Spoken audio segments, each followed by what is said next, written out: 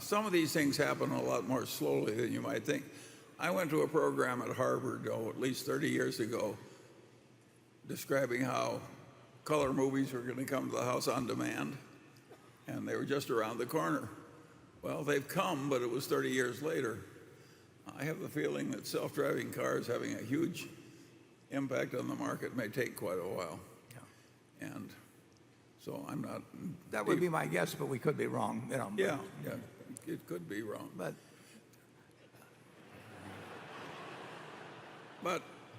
if we are wrong, we'll be wrong together. It is hard to figure out how it could have a major impact in 10 years, but it may not work at all. Who knows? But Geico will be doing more business, a lot more business, in my view, 5 years from now than now, and 10 years from now. 30 years from now, you're young enough to find out, and I will go away peacefully without knowing. You and Charlie, do you ever fight or argue, and any lessons over the years for how you manage your partnership of two? Thank you. Yeah. Charlie and I have never had an argument. We met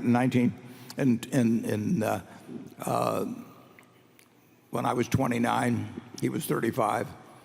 We're a little older now. And in those years, 55 years, we've disagreed on a lot of things. And it's just never led, and never will lead to an argument.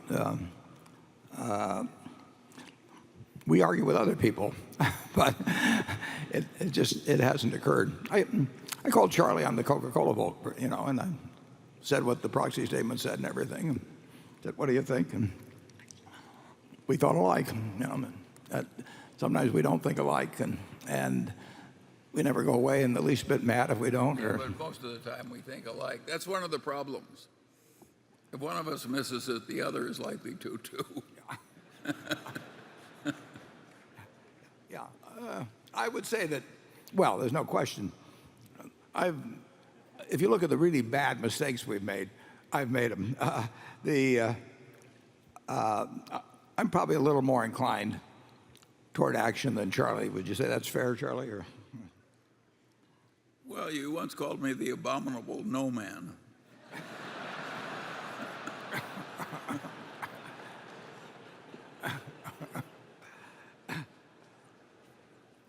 If you go back 100 years, each city of any size was characterized by lots of candy shops. Chicago was a big leader. New York was a big leader. Believe it or not, the predecessor company to Pepsi-Cola was a company with the most, it was a company called Lofts, that had the most candy shops in New York City. It was a candy shop company originally. That a fellow that what was his name? Yeah, what was it, Frank? Guft. Yeah, he acquired Pepsi for a few $1,000, stuck it in Lofts, and the corporate name, if you go all the way back on Pepsi, is Lofts. So there were loads of candy shops around every place, and including in Omaha. Box chocolates have lost position dramatically, primarily, I would guess, to salted snacks of one sort or another, various things. See's has done remarkably well, far better than any chocolate company in the country. Russell Stover did very well for a while, very well, with a different business model. But they ran into their problems as well. So we can't do much about increasing the size of the market. And we've tried a lot of ways. And we've tried moving out of our strong geography multiple times. I mean, Charlie and I looked at what we were earning in California in the 70s and said to ourselves, if we can do this in 50 states instead of one, we'll get very rich. So we tried it, and we didn't get very rich. it doesn't travel that well. Well, sometimes it does and sometimes it doesn't. And you figure out whether it's going to work by trying it.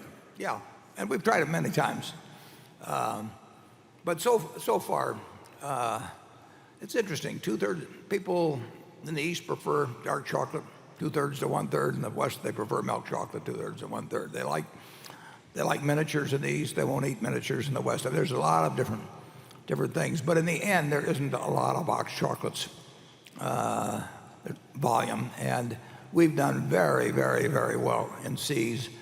And it not only has provided us with earnings that we've used to buy other businesses, so we've added lots of earnings power through C's beyond the earning power we've added at C's.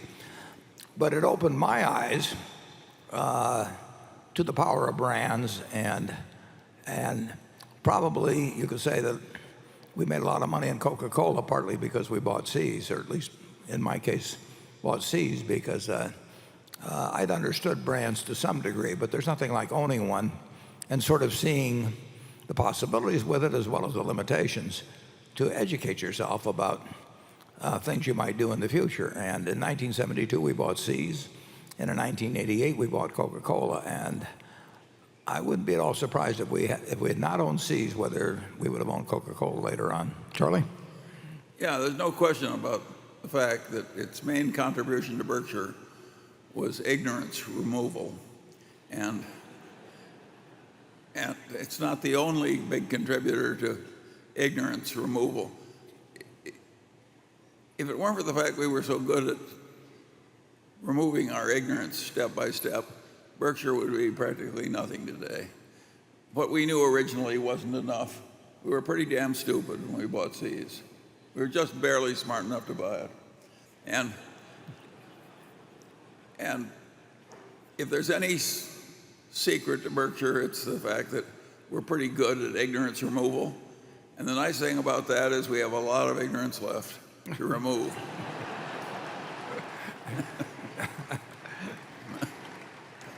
We are very disciplined in some ways, and by ordinary business standards, we're sloppy in other ways. And a clear weak point of mine would be I'm slow to make personnel changes.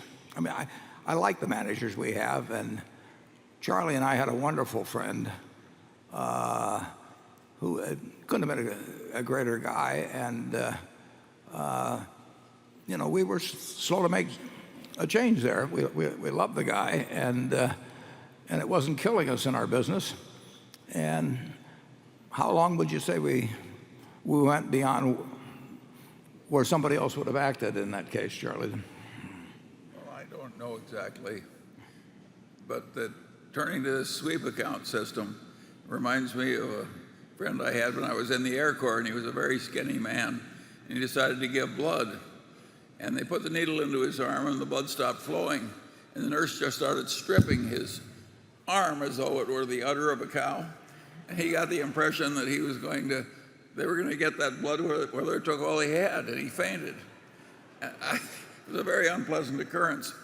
And I don't think a sweep account is all that pleasant to sit there and just, when every little dollar comes in, somebody sweeps it away. Charlie, I like the tone of our business. Our managers are listening here. I mean, don't give them that illustration to use when I ask for money.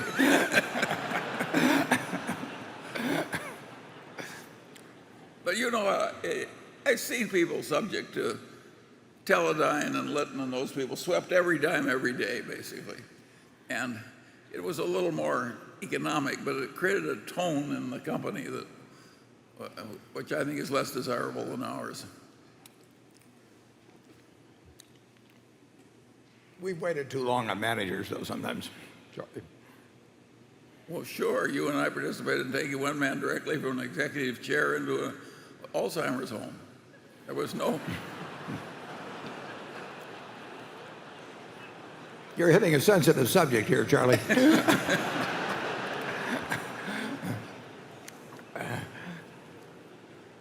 We'd arranged that he could do no harm, and we loved him well enough so that we just made it easy for him. I've never regretted it. Have you? No, not at all. Not at all. On the other hand, I want to be pretty careful.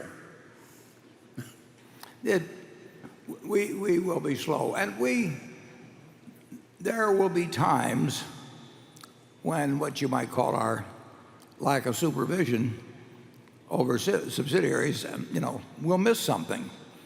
Now, we think that giving our managers the degree of freedom that they enjoy will also accomplish a lot. So someone will come along someday and say, if you'd had many more checks and oversight and all of that sort of thing, something will happen at Berkshire, and they'll say that wouldn't have happened if you'd followed the procedure that some other company followed, and they'll be right. But what they won't be able to measure is how much on the positive side we have achieved with dozens and dozens of people, because we gave them that same sort of leeway. I mean, we operate differently in terms of the level of control and supervision. We don't have a general counsel's office at Berkshire. We don't have a human relations department at Berkshire. And that would be almost unthinkable to other companies. And we're not saying that's a 100% benefit in all ways. We think on balance it's a benefit. But when the downside of such a procedure shows up, people will say, well, you should have done it differently, and you should have been spending lots of money all over the years and restricting the activities more of your subsidiary managers and so on.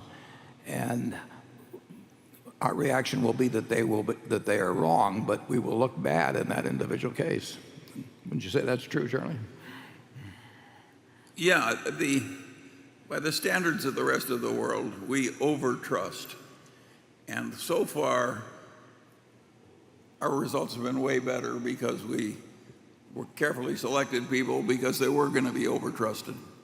And it's worked very well for us.